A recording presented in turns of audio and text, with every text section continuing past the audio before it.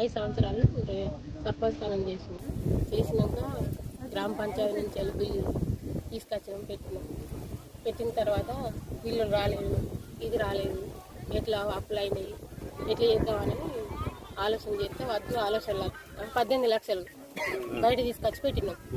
ఇంకా బిల్లులు రాలేదు, ఎక్కడెక్కడ ఆగిపోయింది.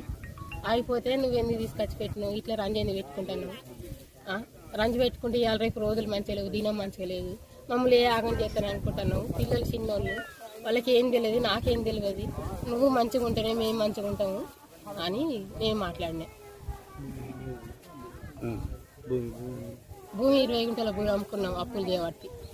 గ్రామ పంచాయతీ ఏం నిల్వలు రాలే మాకు, మేము ఏం సంపాదించుకోలేదు 5 సంవత్సరాలు చేసి. మానసిక వేదనతో చనిపోయిండు అప్పుల రంజు పెట్టుకొని. ఈ గ్రామ పంచాయతీ సంబంధించిన బిల్లులు రాకనేనా? రాకనే. ఏం బిల్లులు రాక? గ్రామ పంచాయతీ కట్టినాం సార్, దానికి స్లాబ్ షీట్స్ పెట్టినాం, బిల్లు రాకనే ఆగిపోయింది పని అంతా. పెట్టినాం, బయట తీసుకొచ్చి పెట్టిన పైసలు రాకుంటే మళ్ళీ పని ఆపినాం. మేము ఆపితే రంజు పెట్టుకొని ఇట్లా చేసుకుంటాం.